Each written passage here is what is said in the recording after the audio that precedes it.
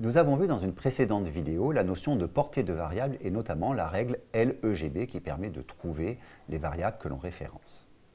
Nous avons également vu qu'une variable définie dans une fonction est locale à cette fonction.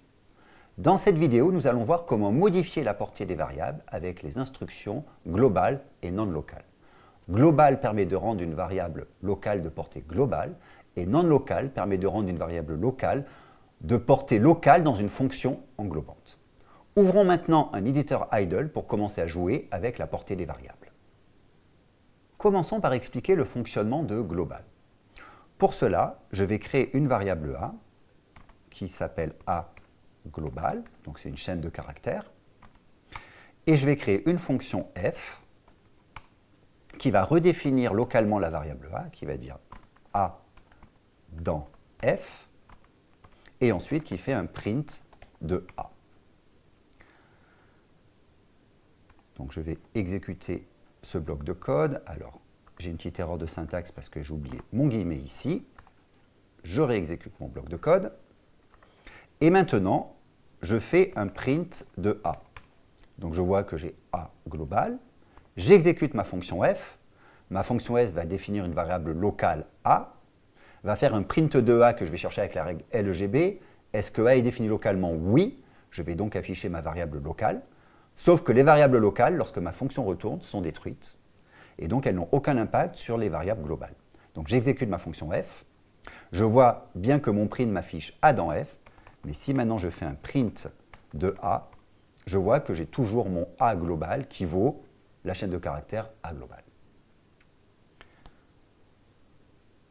La question qu'on peut se poser maintenant, c'est comment est-ce que je pourrais modifier une variable globale depuis ma fonction? Pour ça, on peut utiliser l'instruction globale. Regardons comment cela fonctionne. Donc, dans ma fonction, je vais rajouter l'instruction globale A, et après, mon code reste exactement le même. J'exécute ce code, je l'évalue avec F5. Maintenant, je regarde que vaut A. A vaut A global. Maintenant, j'exécute F. Je vois bien A dans F. Et si maintenant je fais un print de A après l'exécution de ma fonction, je vois que j'ai maintenant A dans F. Donc que s'est-il passé exactement? Dans ma fonction f, j'ai défini global A. Lorsque l'interpréteur Python trouve global A, pour lui, la variable A qui sera utilisée dans la fonction, ça n'est plus une variable locale, c'est la variable globale A. Donc ici, ça n'est même pas une référence partagée, j'accède directement à la variable qui est définie dans le module. Donc c'est une manière, depuis une fonction, de modifier des variables globales directement. Cependant, cette notation a un inconvénient qui est majeur. L'inconvénient, c'est que lorsque je définis une variable globale à l'intérieur d'une fonction, je fais une modification implicite d'une variable globale, donc une variable définie dans le module. Or, on sait qu'en Python, on n'aime pas les modifications implicites. Regardons comment changer cela, comment avoir une modification qui est faite de manière explicite. Donc, pour illustrer cette modification, prenons l'exemple suivant. Maintenant, je vais définir une variable A qui vaut 10. Une fonction f qui fait global A et qui va faire A égale A plus 10. Tout simplement. Donc, j'exécute ce code et je regarde maintenant que vaut ma variable A. Ma variable A vaut 10. Pas de surprise. Maintenant, j'appelle ma fonction f. Ma fonction s définit la variable a comme étant une variable globale. Je vais donc travailler sur la variable globale et je vais faire a égale a plus 10, a étant la variable globale. Je vais donc lui ajouter 10, elle va donc valoir 20 en sortie. Si maintenant je fais un print de a, je vois que mon a vaut 20. Seulement, ce code a tout faux. Premièrement, les noms de variables sont très mal choisis. Donc on voit que c'est très difficile de comprendre ce que veut faire ce code. Deuxièmement, l'accès à ma variable globale est fait de manière implicite. Et la modification de ma variable globale est faite de manière implicite également. Regardons comment est-ce qu'on écrirait du vrai code qui manipule explicitement une variable globale. Donc on va faire la chose suivante. Au lieu d'appeler ma variable A, je vais l'appeler note, parce que je suis dans un contexte d'un programme dans lequel je manipule des notes. Et puis ensuite, on voit bien que ma fonction f, en fait, elle ajoute 10. Donc plutôt que de l'appeler f, je vais l'appeler add 10. Pour rendre explicite le fait qu'elle ajoute 10. Et ensuite, plutôt que de chercher ma variable avec la règle LEGB, je vais la placer explicitement. Je vais passer une note n. J'enlève global de A. Et maintenant, au lieu de faire un A égale A plus 10, je vais simplement faire un return de A plus 10. Maintenant, regardons comment est-ce que je vais appeler cette méthode. Donc, je sauvegarde.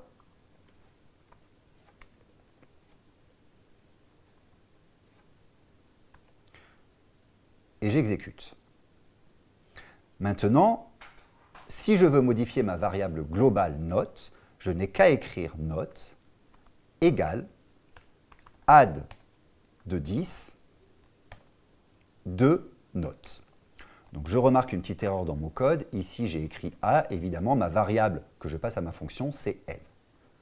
Donc je le corrige, je réexécute. Alors j'efface ce petit morceau. Je réévalue mon code, F5. Et maintenant, j'écris note égale add 10 de note. Regardons ce que dit cette notation. Cette notation dit, je prends ma variable globale note et je lui affecte un retour de fonction. Ma fonction s'appelle add10 et elle prend comme paramètre note. Donc là, on voit de manière très explicite que note, maintenant, va valoir le résultat de add10 sur note. J'exécute ce morceau de code, je regarde le résultat de note en sortie et je vois maintenant qu'il vaut 20. Donc on voit que cette notion de variable globale est extrêmement, cette notion d'instruction globale est très trompeuse puisqu'elle rend toutes les modifications implicites et qu'il vaut bien mieux travailler avec des retours de fonction pour contrôler de manière explicite le changement de nos variables globales. Nous venons donc de voir l'instruction globale. D'expérience, je peux vous garantir qu'un code dans lequel on a beaucoup de variables globales manipulées de cette manière, avec l'instruction globale, est extrêmement difficile à débugger et à maintenir. Donc croyez-moi, rendez toujours vos modifications de variables globales explicites avec des retours de fonction. Maintenant, nous allons voir l'instruction non-locale. Pour expliquer son comportement, je vais implémenter une petite fonction. Et comme je l'ai dit rapidement en introduction, non-local sert à modifier la portée d'une variable locale pour accéder à une variable également locale, mais dans une fonction englobante. Il faut donc que j'écrive des fonctions englobantes. Donc je vais écrire A égale A global. Et ensuite, je vais définir une fonction f qui définit A égale A de f et qui va définir une fonction g qui contient A égale A de g. Ensuite, je fais un print de A dans g. J'appelle ma fonction g pour qu'elle s'exécute depuis la fonction f. Je fais un print de A dans f. Et ensuite, j'appelle ma fonction f. Et pour finir, je fais un print de A pour voir le dernier l'état de ma variable globale en sortie. Donc j'exécute ce morceau de code. Et là, sans surprise, comme on l'a vu, lorsqu'on fait print de A dans la fonction g, on cherche A localement, on affiche A de g. Lorsqu'on fait print de A dans la fonction f, on cherche A localement à la fonction f, on voit A de f. Et lorsque l'on fait print de A dans le module, on cherche A globalement et on voit A global. Maintenant, je sais comment modifier la variable globale A depuis f ou g. Dans f, si j'écrivais global de A, je modifierais la variable globale. Et si dans g, j'écrivais global de A, je modifierais depuis g la variable globale. La question qu'on peut se poser, c'est comment est-ce que je peux modifier la variable locale à f depuis g? Ben pour ça, j'ai l'instruction qui s'appelle non-local. Regardons comment elle fonctionne. Dans g, je vais écrire non-local de A. Et que va dire cette instruction non-locale? Elle va dire que maintenant, ma variable A, que je définis dans G, n'est plus une variable locale de G, c'est la variable locale qui est définie dans F. Donc depuis G, je peux directement modifier la variable locale F. Donc exécutons ce code et regardons ce qui va se passer. Je vois que lorsque je fais un print de A depuis G, je vois apparaître A de G. Mais dans G, j'ai redéfini ma variable A, de F, vers la chaîne de caractères A de G. Donc maintenant, lorsque je fais un print de A dans F après avoir appelé G, eh bien, je vois que A maintenant vaut bien A de G. Il a donc été modifié depuis la fonction g. Donc non-local me permet de modifier des variables, des fonctions englobantes. Dans cette vidéo, nous avons vu la notion de modification de portée de variable avec les instructions global et non-local. Cependant, gardez toujours en tête que les modifications implicites de variables représentent une source de confusion et une difficulté pour maintenir votre code.